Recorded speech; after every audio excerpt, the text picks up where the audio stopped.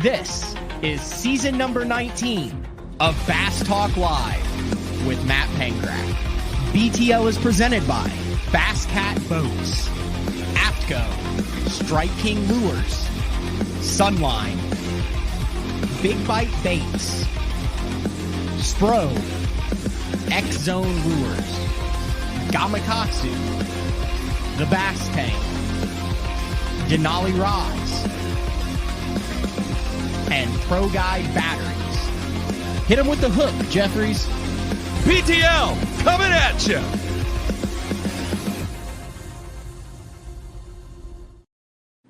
Good evening, and welcome to another exciting edition of BTL Bass Talk Live, where we are going to talk about bass fishing. And yes, we are live on location. I want to say EUFAULA, Oklahoma, but it's not technically EUFAULA, is it?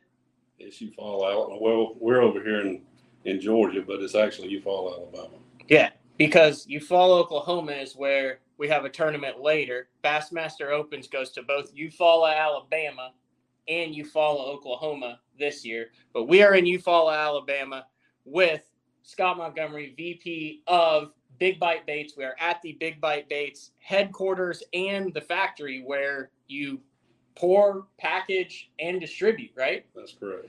Absolutely everything is done here. If you guys haven't had a chance, if you go back about a year and a half on Bradley Hallman's YouTube channel, we came in here, we sat actually at this very table when the BFE, the best flipper ever, was developed, and there's a really cool walkthrough of the Big Bite Baits factory, the stuff that we could actually show, because you have some proprietary stuff here because you guys pour a lot of plastics here. That's how much, Scott, how much plastic like goes through this thing? Like, is that public information? Like, how many pounds of like plastic baits would you say you make in a given year in this little compound here? I would say not on pounds, but I could say we could sometimes make up to 400,000 lures a day. Wait, 400,000 lures a day. Yes, correct. So that's like pieces of That's correct. plastic. You guys also pour lead heads. We pour the lead and stuff in another factory we have in Guatemala. Okay. But all the plastic is 400,000. done here. Wow.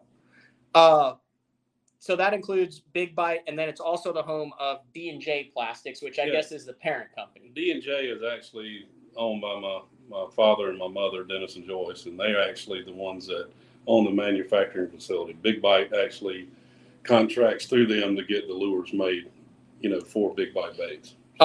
So if you guys are listening to this, have ever bass fished, you have thrown a piece of plastic that has come out of this. Most right likely. Not most likely, you have. Is there anybody? I mean, it wouldn't unless you just. There's a lot of plastic that comes through here that people have grown up using. There really is. It's how many years ago did your dad start it? About 26 years ago. 26 years, and then if this room kind of looks familiar, this is also where Coach. He's retired now, right? But he still comes in and does stuff once a week. That's right. With Brandon Ray. So Brandon works for Big Bite. This is Scott. So we're going to talk to you. We actually have some really cool stuff here, folks. Like some really cool stuff that we're going to get into the industry side of how it goes down. You have to get out of here in a couple of minutes. You put in a long day of work. You got family at home that you got to take care of. But I wanted to have you jump on. So we're going to jump right into it then. This is probably one of your, well, besides the BFE, one of your biggest hits over the last, was this 4 years old now? Yeah, the Swim On has been a very, very, very good hit for us. And we hit the market right with it at the right time when the chatterbait really took off. And we wanted to build something that would, since we're a plastic company, that we would have something that would work with that lure. And we think we landed on it right with this lure. All right. Can we do this in 10 minutes? Can we go from concept to package in 5 or 10 minutes in a truncated version? Because I think that there's a lot of stuff in there that people don't realize what it takes. And there's not very many people who actually do, and you specialize in that. It takes a long time to develop a lure. I mean, you start out with an idea, me or one of the pros or whoever, yourself. You just start out with an idea. you keep working with it. I personally try to get it on paper to kind of draw it up somewhat the way I think it needs to be. Then you really, once you get that idea in your head, you really start trying to put the measurements on paper as well. Kind of like what we did with the BFE. Okay, so like the graph paper where you're like, hey, this is how big we want the bait. This is what it's going to look like. That's correct. And it's still a drawing at that point. Still a drawing, and you want to get that drawing as close to what you want as possible, because the next step after the drawing is basically what they call a single cavity prototype, and these are not cheap. You have a lot of design work that goes into it for programming and all for the CNC. Oh, so you take the drawing and you put it into the computer. You have somebody design your drawing, so they lay out what you got on paper. They have to lay out in the CAD drawing. How did they do that 20 years ago without computers? 20 years ago, you just sat down with an old machine by hand and did it by hand. You made this by hand? Back in the day is what you had to do with a tracing machine. Explain that one. It's basically you had it's hard to, you've got like a little deal here and an arm here, and you're moving this one, and it's making what you're drawing here is making it bigger. Oh, I see what you're saying. So it's like the same thing. So you're like following the design of the bait, but then it's like over on the other side, and it's copying it exactly. Cutting it, yeah. So you had to be fairly steady-handed. Yeah, and you stood there all day long doing that. How long would it take to make a single cavity mold then? It would take a long time back in the day. And then you go like that and you're screwed. Yep. I would not be good at that. But nowadays, everything's CNC. So you got two concepts. You got a guy that's got to know how to design it. Okay. For his programming. And then you got to have a guy that knows how to actually use the CNC machine to actually cut the part.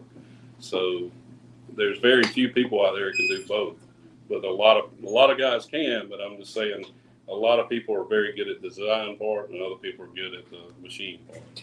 So one of the things that I was amazed with when Brad and I were in here and you went through, you guys had like a 30 or 40-minute discussion on like hundreds of inches, like centimeters. Like, do you want this millimeter? There's actually millimeters, I think, as far as like plastic thickness and how big you wanted the ribs and how far. Like every single minute detail has to be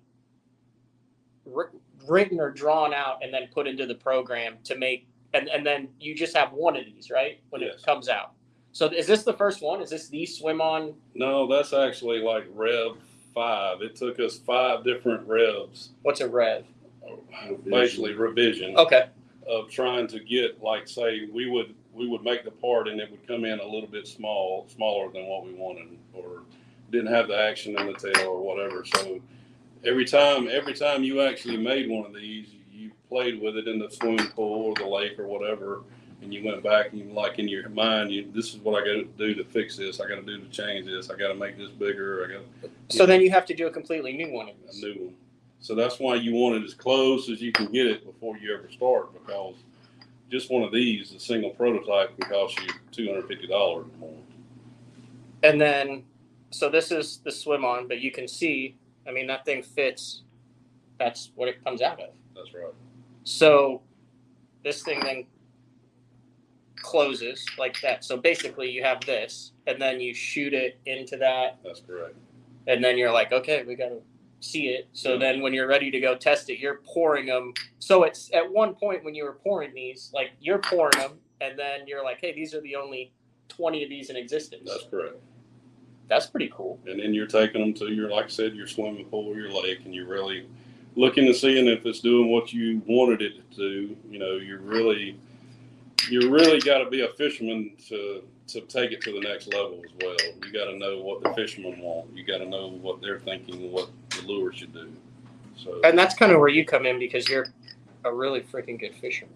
I used to be. No, you still are. I mean, you don't just not become a fish. You just have been busy in the office lately. That's But correct.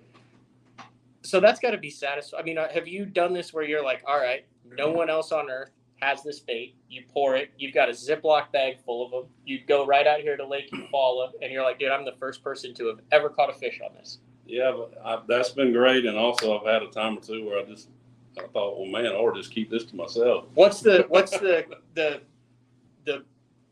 best bait in the big bite lineup? Would you say that you have a story of where you were the first one where you were like, dude, this is gonna play? The fighting frog. Real? Yeah. You have the first fighting frogs. Oh yeah, and it's still a player to this day. So the fighting frog was probably one of the best lures I think we ever designed for big bite baits, and it's still one of the fish catchingest baits that we've got. So this is kind of where your pro staff comes in, because I mean I'm looking up there and I see Dean Rojas on the cover. Me and Dean worked tremendously long hours on this project right here. I mean, I couldn't tell you how long we've worked, because I mean we both had ideas for it. He had the idea of basically the shape and the cutouts and everything else, but then I had to actually have the idea of making everything come together and work. So if I'm correct on this is where it gets complex, because Dean wanted a bait that he could build around. Was it a 4/0 Gamakatsu EWG? That's correct. Because he uses EWG hooks, and he also wanted a bait that had no plastic when you set the hook, so it was basically like setting the hook. But he also wanted it like a beefy flipping bait, yep. Which is a contradiction. And then on top of that, he wanted it to swim really nice and subtle in the water. So on this then, so that was your job then to figure out the slits on the side that would compact on a hook set, the slit on the belly, and then the hook pad on the top. So really, like, how much plastic is actually there when you just the little part that you're going through? That's got to be like what, a 64th of an inch? I don't remember off the top of my head now, but it's, we kept cutting it down to where we got it to where he liked it. So how long was this process? Are we talking like years? That one took probably 4 months to design from start to finish. Oh, that's not that long. It's not that long, but at the time, it was a lot of work went into that 4 months on that bait. Yeah. So.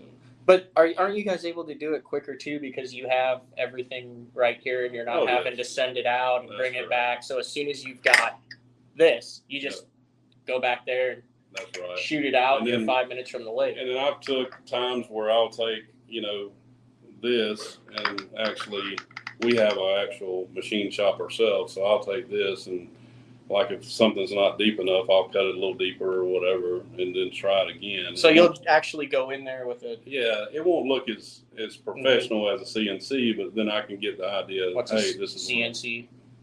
CNC machine. Okay, that's the machine that they use. Yeah. I ask dumb questions that I don't know about, so. But yeah, you can do a lot with a prototype and start, going from, okay, what would make this lure kick better? Mm-hmm. And if you can see, like on the fighting frog, we made the legs have a little bit more weight out towards the end, and that's what helps them kick in the water as you move through the water. So, all right. So here's let's wrap this up real quick, and then I have one more question for you, and I'll let you get out of here. So then you've got, let's say you have this, and you're like, dude, this is it. It's the nuts. We got it. We're ready to show the world. That's right. That's when you have to spend some money then, right? That's correct. That's when you really have to know that lure is what you want, because you're fixing to spend anywhere from $6,000 to $8,000 on a mold that can produce a lot of baits at one time. And it comes down to you do it. Yep. Have you ever done it where you do the whole thing and then you find out that it's not what you wanted and you've had to scrap? Like, what is this? So can we even lift it? Can lift that up just a little bit? So it goes from that one to this one. How many does this make? Probably 28 or 24 in here. 28 or 24. So how many of these will you have then? Just one. So that's it. So all of the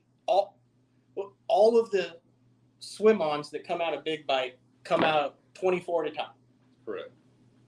And basically, I didn't realize that. I thought you had like hundreds of these things. No, I've got one mold, and we run the machine 24 hours a day around the clock. Is this the machine? No, this is just the mold. Is this the mold? This is the mold. So this bait came out of this mold? That's correct. So if you own a swim-on, it came out of this mold? Correct. The last one that was run was black and blue, right? Probably.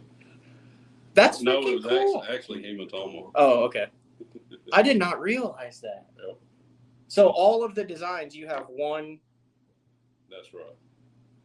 Did not realize that. Now, if I have a design I can't keep up with, I have built, another mold where I can keep up with production. But with our factory that my parents have here, the way we run things, I mean, this swim on mold right here will produce about 15 to 20,000 lures in a 24-hour period.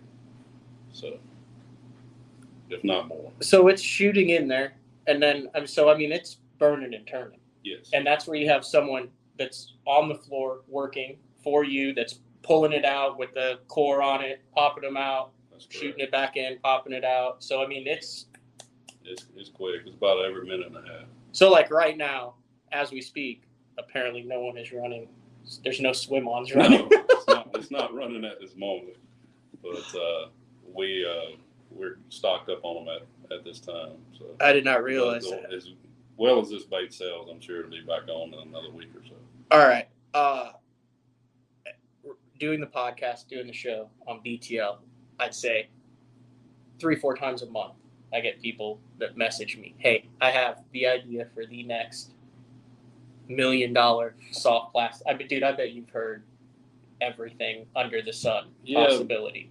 Believe it or not, you'll get 1 or 2 phone calls a week with somebody basically has got the new best lure ever. Yeah.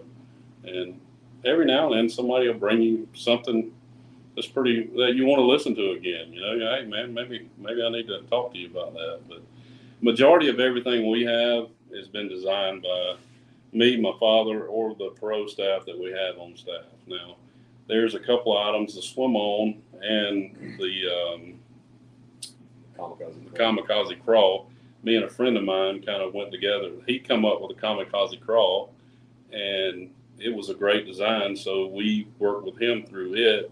And then actually we built the swim on off of the kamikaze crawl. I told him what I wanted the body to look like, and we used the same kind of tail that he had on the kamikaze crawl that had the holes punched in it and all, and it worked well. So which that is what, when the water goes through the tails on the swim on, that is what allows the tail to swim unlike any other bladed jig because of water display. If you ever notice, like if you use a paddle tail, why the paddle tail doesn't do, it's because of water displacement on the head or around the bait, correct? Yep. And these holes then counteract that, which is why that tail goes like that, because water is pushing through those holes. Now, it also is about every 50th cast that your hook's gonna get chatterbait hook gets caught in there, but it's well worth it. It's well worth Well, with that smaller one, it doesn't do it anymore. That's right. But anyway, so if someone has the next best, greatest idea, what do they need to do? They, if they got the greatest idea, they need to actually look at patenting it themselves before they take it to anybody, even their best friend or whatever. If they've got the best thing ever that's going to change the industry, first thing they need to do is get it to a patent. Like Ron A. Davis with the bladed with the chatterbait. Yeah.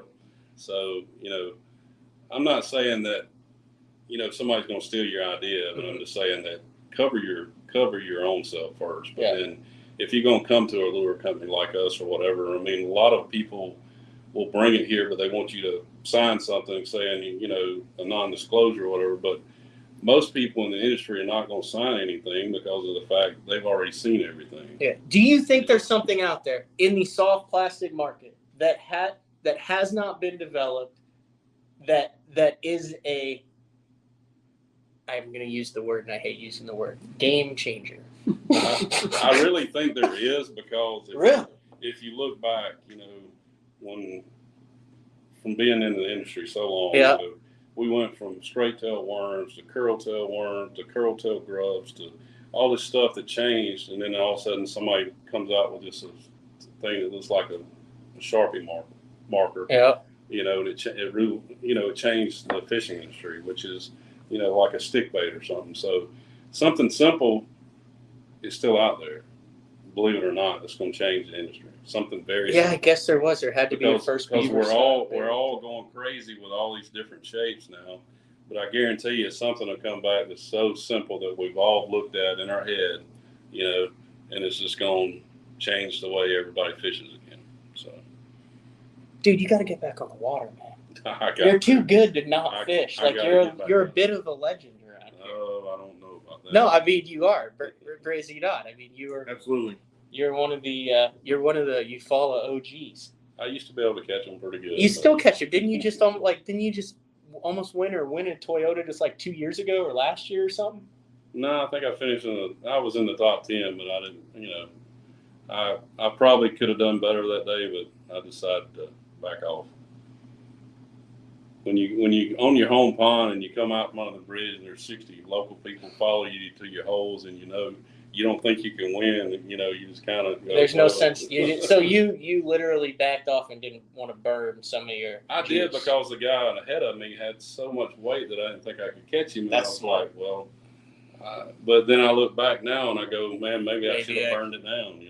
Yeah, but now you still got your spots. I remember when Christie won the FLW Tour on Grand in 2013. I was covering that tournament, and he won by a lot and knew he was going to win by a lot going into it. And he said that him and his uncles had fished this one stretch for 20 plus years, and that he had not fished it in Nichols and not fished it in big team tournaments, and had literally given up $10,000 to $20,000 tournaments because he didn't want to see anyone there. And he said, dude, if I'm going to burn it down, I might as well burn it down for $100,000. That's right. And he burned it down for $100,000. That's right. So I'm going to let you get out of here. Thank you very much. That was interesting stuff. I appreciate it. Thank you. All right. We are at the Big Bite Bait headquarters, Bassmaster Open, going down on Lake Eufaula in Alabama. This week, the tournament actually starts on Thursday. All of the Open EQ guys, we have like a meeting, and I think they're going to take pictures of our boats and all that stuff on Wednesday. I got off the water. It was blowing like 20 miles an hour today. It was a pain in the butt. We'll have a recap of that Open show too. But live from the Big Bite Baits headquarters in Eufaula, Alabama. Brendan Ray. Dang it. See, here's the problem. I know everybody by their first name, so it's just everything like in my phone. It says Brandon Big Bite. No worries. All right. We're going to come in and talk about some of the new stuff that Big Bite has come out with, and then some of the challenges and some of the things that Big Bite is working on in the future, and maybe see what else we can show around here. So It's BTL on location from Big Bite Baits. We'll be back right after this. The new Puma STS has been redesigned from the ground up. With the angler, design, function, and performance in mind, nothing on this new offering was compromised, and the only thing carried over from the previous version is the name. Based on the Soft Touch series hull that started with the flagship Jaguar, this new model is nimble and performs incredibly well at all speeds with either a 250 or 300 horsepower engine. Featuring a new 96-inch wide-body footprint, this hull measures out at 20 foot 7 inches in length. Industry-leading design coupled with tournament-winning performance. The Puma STS from Basscat. Feel the rush.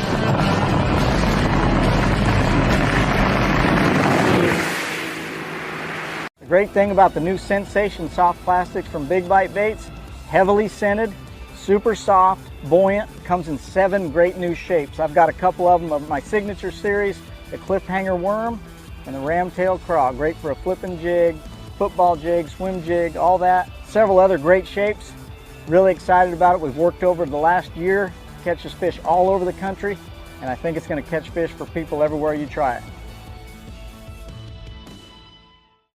The Spro Little John crankbait has been around for almost 15 years, and it is one of my go-to crankbaits whenever I need a fish in the boat, so you can never have enough new colors. That's why Spro's coming out with a handful of new colors, including Pearl Shad, which has this bleached out white look, but it's got this pearlescent, really pretty.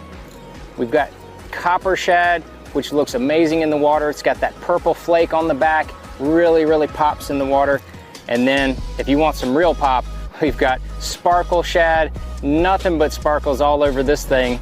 And then last but not least, we've got the matte, sexy shad. Just a really different looking color for a crankbait. So you want to give them a little different look. That matte, sexy shad is definitely the one to go with. All these colors are available in the original Little John and the MD.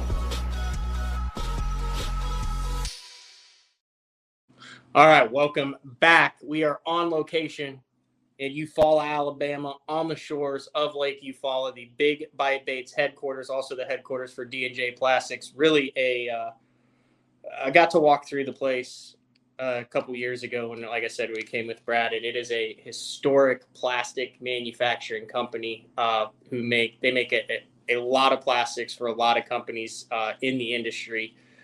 Including Big Bite Baits. And Brandon, thanks for jumping on BT. Thanks for staying late too, because you're off of work now. So I mean, there's no one else in the office here. So I was a little messed up because I wasn't sure whether to do 5 or 6, and then I was like, well, we'll do 5, but I thought we were in Eastern time, so we are in Eastern time, but you guys go by Central time.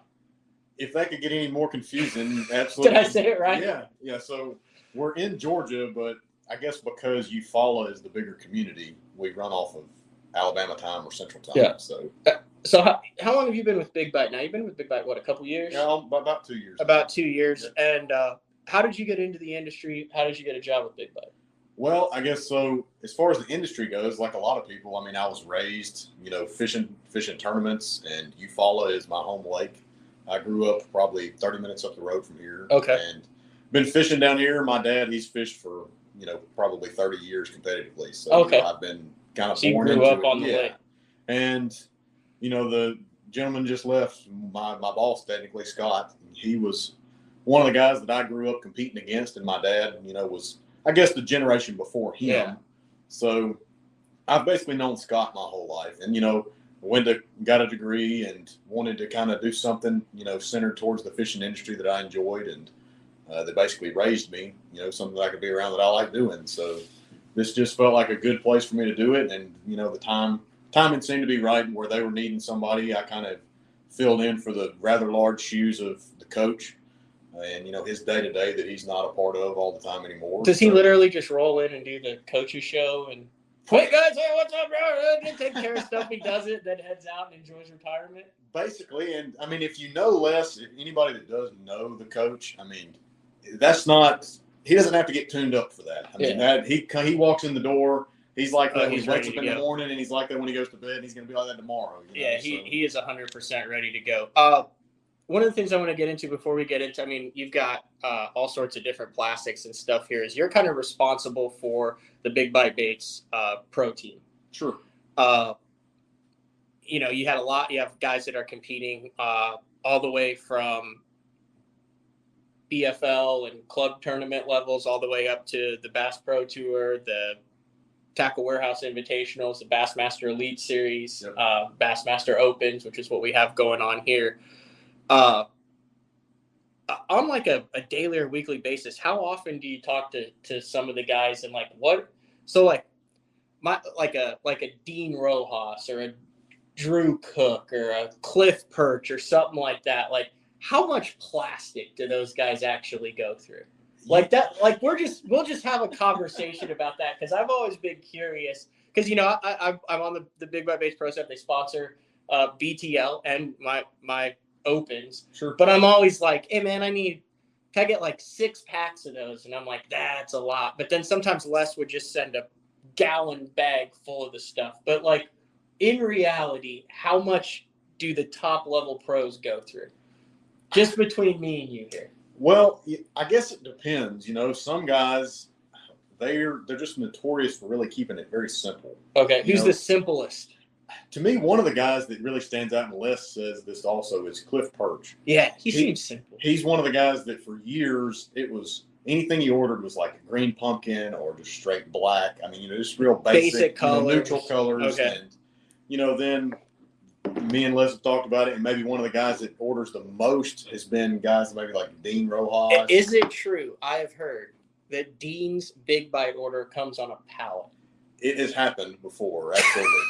Where you can't, there's too many boxes to just send individually. But like I said, I mean, Scott was on and he talked about it. That's super valuable when you have top level pros. And I see Drew Cook with the Elite Series, and now I'm looking around at all the different pros that you have on the wall. So that's super valuable to a company when you have a new plastic. Like right now, I would imagine a win on the Cliffhanger Worm would be clutch, right? Absolutely. No doubt. The Sensation line has been one that was developed, and pretty much every shape in that lineup had pro inspiration on it. So it's definitely a valuable asset. Dean, Drew, but you have contact with the guys pretty much every day, or pretty regular. I mean, it varies. I mean, in addition to all of the guys at the top level, I mean, there's, I would say, roughly 150 guys at the regional levels. And you're in charge of all those guys too. So, okay, let's do this. In your opinion, you deal with these guys on a daily basis. What makes a good top level pro? Well, I mean, as far as communication with a sponsor like Big Bite Baits, because I mean, this is your job dealing with these guys, and not like individual names, but just what are some things that you look for that everyone in the office is like, man, we really like how that guy conducts his business. What are some of those qualities? Well, I mean, guys, definitely your performance on the water is one of the things that everybody wants to see you out there, and your brand is grown and strengthened by your tournament success. So that's one of the big deals. Also, your availability to go to either this function or this seminar or, this big expo or something like that. I mean, I know you guys get pulled 1,000 different directions, but, what we're looking at is how you're constantly helping to grow the brand. Okay. And then communication. I think that, just staying in touch with us regularly, like, hey, what's going on? What things are you guys promoting now? I mean, everything, it's definitely a seasonal deal. I mean, seasonal techniques, the things that work in the wintertime are not going to work in the spring, or not going to work in the summer. So, I mean, it's just kind of everybody loves to throw a BFE. Everybody loves to throw a fighting frog, but, you have to, as on the business side of things, techniques that might not be the first rod you pick up, they are for another guy. Mm-hmm. So you want to see those guys getting that same. Big Bite also makes this too. All the time. It's all about being at the top of somebody's brain when it's time for them to purchase something. And it's a pro's job to not only help us develop baits, but also help us develop customers in that sense too. Yeah, that makes sense to let the general public know what the options are out there. Sure. And educate too. So then let's go down to the pro staff level. Your guys who are doing this on the weekend, but are still affiliated with Big Bite, I'm assuming get a percentage off. What makes a good? You said you got about 150 of those guys. Roughly. What makes a good? I don't want to use the term lower level, but like a good pro staff guy who's not a full-time professional fisherman that adds value to your brand that you're looking for. Well, it's really a lot of those same things. And one of the deals that really I can feel like is just the greatest example is Drew Cook. Okay. So a few years ago, when Drew was first, getting into the national tournament level scene, he was looking for sponsors, naturally. And one of the plastic that he wanted to throw was a fighting frog. That was his bait. And so he approached Coach, a few years ago and was like, hey, I love you guys' product. Let me be on your pro staff or your field staff, at least just, I just want a chance. And obviously you see where that's gone. I mean, he's one of our, correct. He definitely capitalized, but those same characteristics of, he did very well in tournaments. Mm-hmm. He's very approachable. I mean, I know when I first met Drew, that was one of the things that stood out. I mean, and lots of you guys are the same way, never meets a stranger, if somebody comes up and wants to talk fishing or talk anything, he was always there to do that, and talk about anything he could share. He did, made you feel like you were his best friend. Mm-hmm. That's how everybody wants to feel and get to know you guys. So, doing that, and then just, whereas like the guys that fish the national level, you have a voice to speak to a lot more people at once. But the guys at the regional level, they're able to really drill down to those specific techniques or those little nuances and push, specific products or colors or techniques that way. So that's kind of where it differs just a little bit. You want to get into some baits? Sure. All right, we have a table full of baits here. I'm gonna pan it around just to show what we're dealing with in the office here. But there is a wall of all of the Big Bite baits. Is that pretty much every bait that you can put in a package right there? So that basically is a lot of our newer stuff. So Okay. stuff that's come out or more popular baits is kind of what's up there. All right. So let's get into some of them. This was one that you pulled out of the package here, and that is I feel like this was all the rage a couple years ago, and it's kind of quieted down on the line through, but I think you're going to see this play massively this year. So and you've got what we call the B6, and I'm holding up a new color in the B5. So, both of these are line through swim baits. I mean, you can see sort of the hook probably on the bottom of this one. Mm-hmm. Your line comes in the top, and you tie that treble hook that's included on, and everybody knows that a line through style bait has been a really key player in a lot of tournaments. I mean, and so we enlarged the bait a little bit heavier, a little bit better profile to draw a bigger bite a lot of times. That is a heavy bait, so that's going to actually get down there. Yeah, the B5, it's a lighter bait. It rides a lot higher in the water. So, if you're fishing over shallow grass, it's a good thing, or something like that. And the B6 is going to be more of your fishing laydowns or fishing docks, and really just a chunk and wind, easier to cover water with bait. And then when you want to get it down deep, that's when you go with the suicide shad. Sure, yeah, absolutely. That's a great, deep rock piles, ledges, stuff like that. And especially around bigger bait fish like gizzard shad, that's where that bait shines. I've always found, like, if not just Big Bite exclusively, if you want to know the baits that catch fish, look at the catalog, and the baits that have the most colors Sure. are the baits that sell the best, which means they're the baits that are very productive. Is that a fair assessment across the board? Yeah, absolutely. I mean, I would say our trick stick, our regular, which this is a wacky stick, but this is, same profile. Mm-hmm. That bait has probably the most colors for our bass shape. It's got basically 50 colors in it. So. And then probably the fighting frog. Right. It's got about 35, or between 35 and 40. And then I was super pumped when they were like, hey, let's add some colors to the BFE, because that meant there were some BFEs that were selling, because otherwise you're not adding. Absolutely, colors. yeah. No doubt. You want to add, and it allows you guys to bring unique colors to life. You know what I mean? Yeah. You got stuff you might not see everywhere. Do you know how much weight is in the 6? Probably quarter That ounce. one, so I weighed the entire bait when we got those and compared it to a popular harness style swim bait, if you will. That bait there is slightly heavier. That one is a little over 1.5 ounces. It's about 1 ounce and 2/3. So what I'll say that you're not is it's a little bit heavier than a mag draft. Yes. Okay. I said it, not Brandon. I can say that. That's right. All right. Interesting. But that bait, it achieves the head wiggle that you want to see, in a swim bait in a line through. And is that just like, there's like a little tube that comes out of the bottom of it? That's right.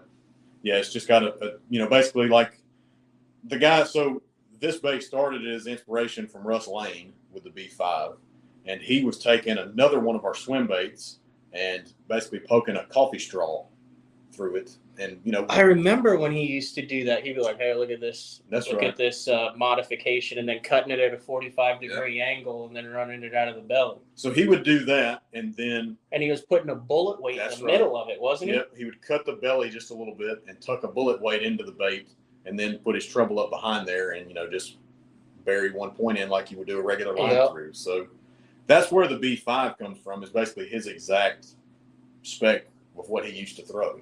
And then, obviously, the demand made the B6 have to happen. Yeah. So. All right, we talked a little bit. This is probably the biggest project you guys have going on, and it's the new Sensations that came out last year. 6 different shapes in the Sensation lineup currently? 7 shapes. 7 shapes. Yeah, okay. 6 new ones and 1 that was brought over, from the regular plastic, which is scented. I know that some people think that, when we came out with the Sensation and talking all about this scent built in, but the regular plastic does have scent. It's different. It's called Bite Juice, and the Sensation is a totally unique, just different scent. So the deal with the Sensation is the scent. It's hard to do like vibrant colors with that set, and I think across the board you'll see that too. It's a completely different plastic compound. But that seems to be I guess the arms war right now in the plastics are these scented plastics that are infused throughout. Well, the scented plastic is obviously, I guess the need for that was exposed up north. Fishing for smallmouth, that's where it became just super. Which evident. is why you have the Somali and like you have some very smallmouth shapes. Right. And, those sort of finesse style smallmouth shapes, that's where you see everything kind of stem from. But I mean, everybody also knows that a trick bait, trick stick style, just stick bait profile around largemouth. I mean, the scent, people have been using scent forever, around these fish too down south. And I mean, it definitely makes a difference. I mean, when you're able to mimic something that you really feel like they're keying on. And the sensation formula is kind of a blend of basically things that bass across the country eat. Yeah. You were part of helping us develop the scent and got to kind of test the scent out as we were developing it. I mean, it took about 2 years to get it to where everybody was satisfied and felt like you could target smallmouth up north or, largemouth in Florida or, anywhere in between. I think so. I'll do a little trick. Once again, I say it. So I'll take a sensation and I like to pull it a little bit. And then I like to go like that with it.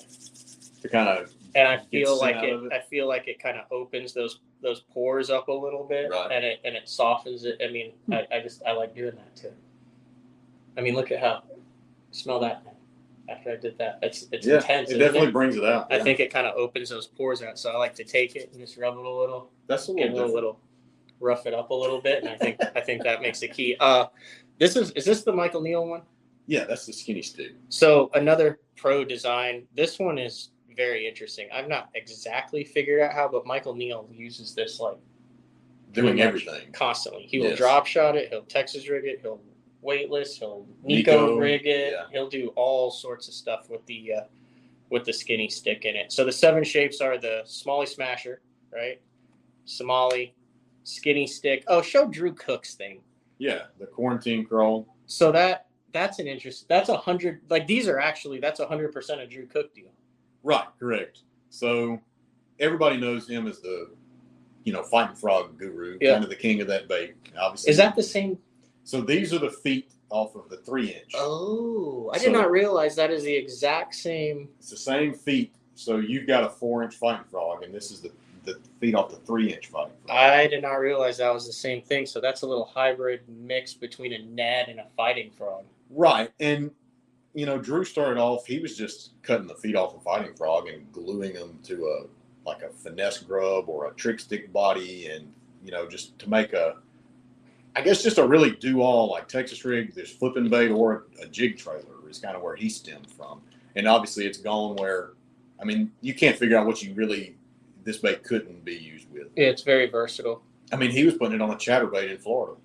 Yeah, that would work too. So, I mean, he was taking it like he does the fighting frog and turning it up sideways. And he was taking where those claws are, vertical, and it swims. It looks just like the tail of a brim or something. Swimming. And then, speaking of the pro staff guys, this was Cliff Purchase project. Didn't Cliff have like a winter odyssey where he just like worked on plastics for like 4 months in Arizona with his buddies?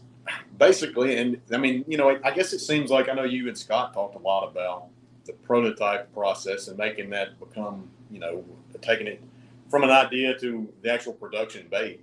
I mean, Cliff was sending us cut up baits, that he was taking and gluing this and that together, cutting the feet off that and the body off this, and kind of Frankenstein and stuff that he wanted. So that is the actual tail off of your frog. Yes, the tour toad. The tour toad. That's right.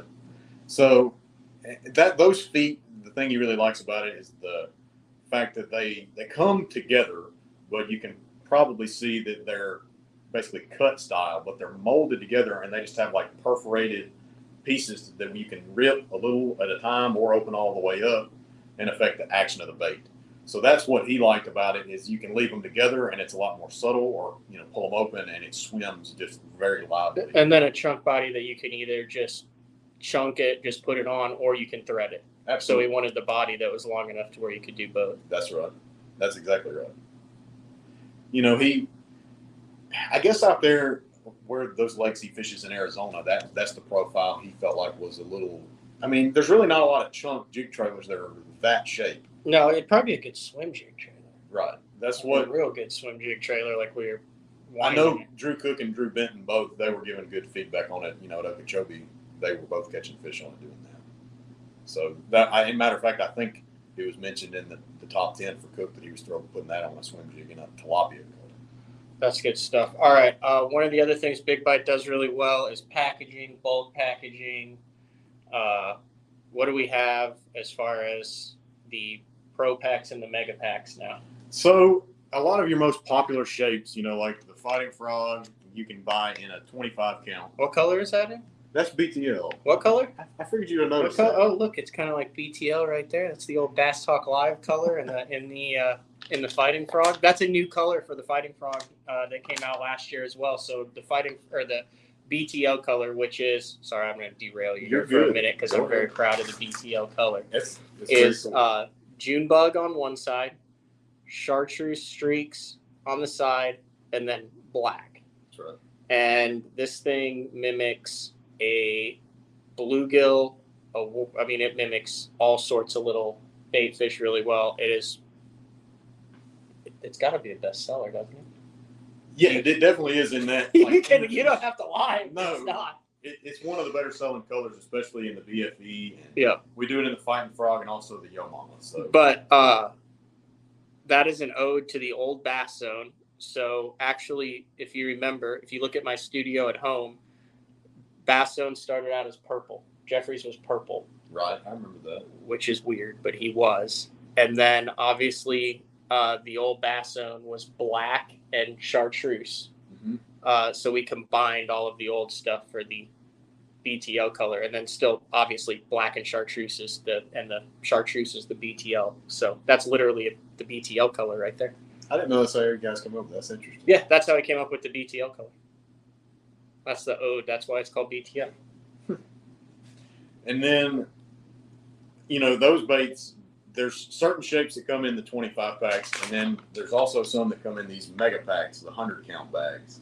So you got your 25 count Pro Pack and then your 100 count mega pack. So it just varies. Baits like your trick stick are going to be what you find in your 100 count, and your Fighting Frog, BFE, you can find those in your 25 count bags. And then do you guys, okay, so Big Bite has two different colors of packaging.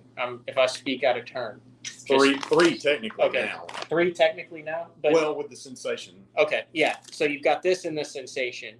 Right. And then you've got the yellow and red, which is the Pro Series bags. No, the yellow and red are. The yellow and red, that's your Pro Series. Okay. And the black and silver or your black and red, that's your Tour Series. Okay, bag. Pro Series and then Tour Series. Right. So the Tour Series, explain the difference between those. Like if you're ordering it on Omnia, if you're on the Big Bite website, if you walk into an academy, what are the differences in the bags? Obviously the tan, or what is that, gray? Sort of, yeah, gray color is the best way to put it. It's gray color is the Sensations, but explain the difference between the red and yellow and then the black. So your red and yellow bags, that's our standard. We call Pro Series bags. Okay. But the baits that you're going to find in those are going to be, I guess, in some ways, shapes that have been staples for a long time, you know, just, I guess, or older shapes. Okay. And stuff that either was developed like, you know, just by the staff here, like Scott and his father, whereas your Tour Series stuff has a lot more influence from you guys. So just about every shape you find in that line. He uses you guys very loosely. Well, you're pro. You've had a lot of input in stuff so far, and I'm sure it's only going to increase. So yeah. So that's more like what we just talked about.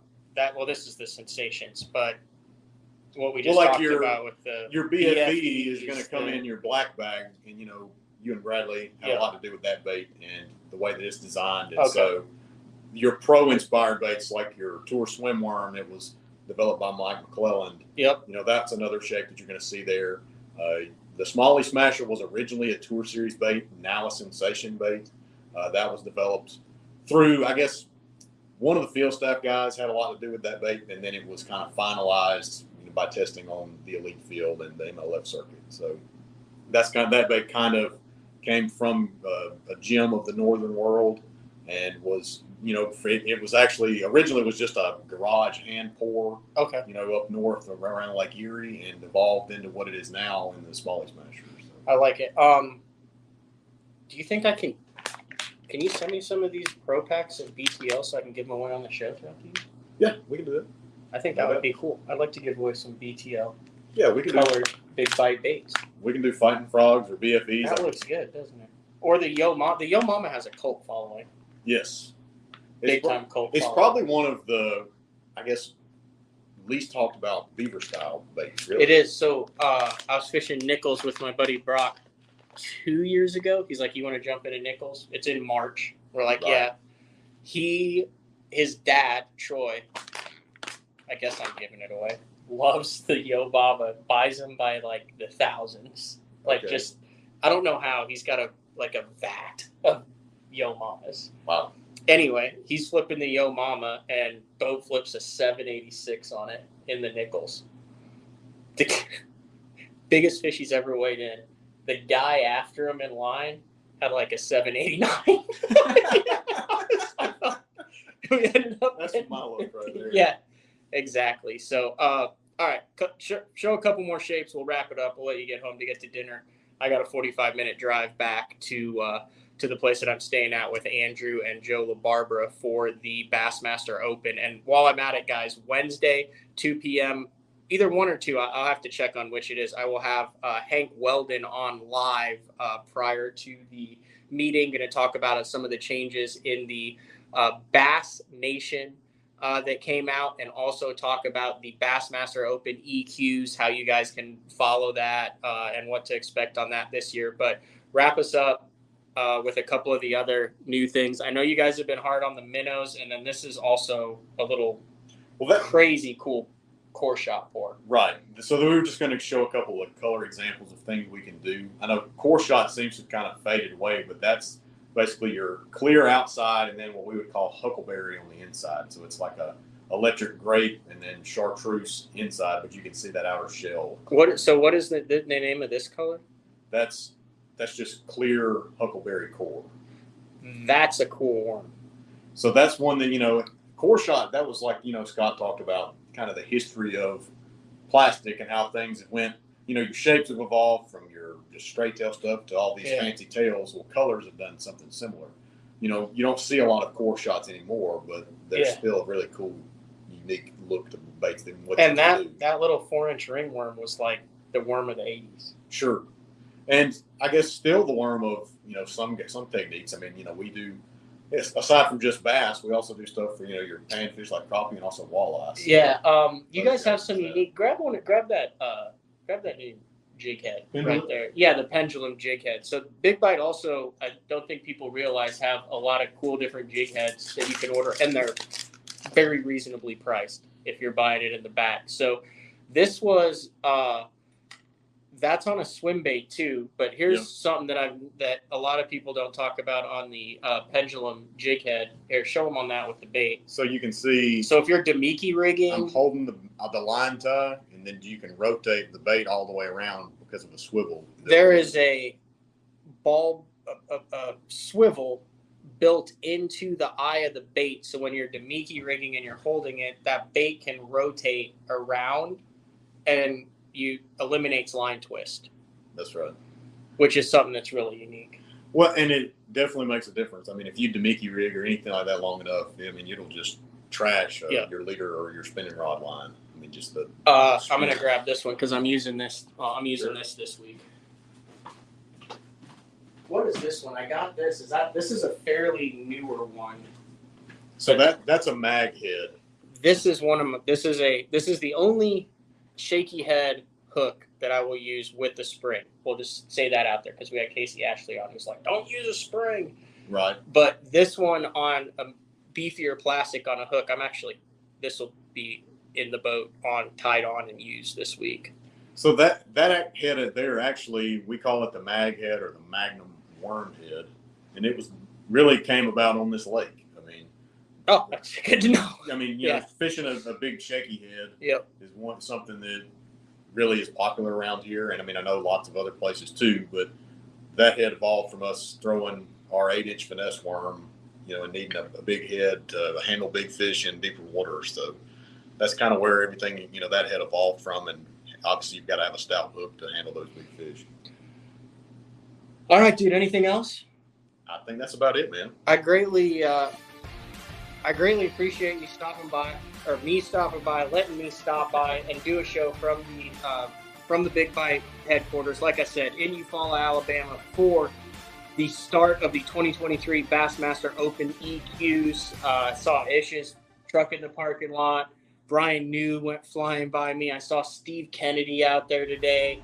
I think Hackney's fishing this thing. I saw Gary Klaus yesterday. Yeah. Polnick's fishing it too? Scott said he saw Polnick. Golly.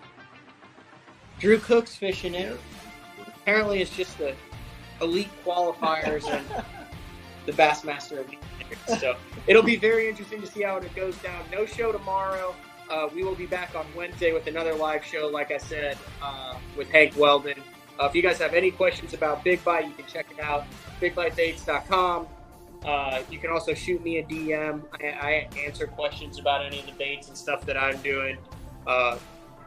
Brandon, thanks for jumping on. I appreciate it. Scott Montgomery, like I said, he had a place to be and wasn't thrilled with doing live stuff. He's like, I'm like, come on, dude, you got it. You're like the man. You got to come on. So big congratulations to him. And then Wednesday live, and then the first day of the tournament on Thursday. So this has been another episode of BTL Live on Location. If you guys like the live on location stuff, we're going to be doing more and more of this as the year progresses. Thumbs up, like it, let me know. Greatly appreciate it, guys. Have a good evening. See ya.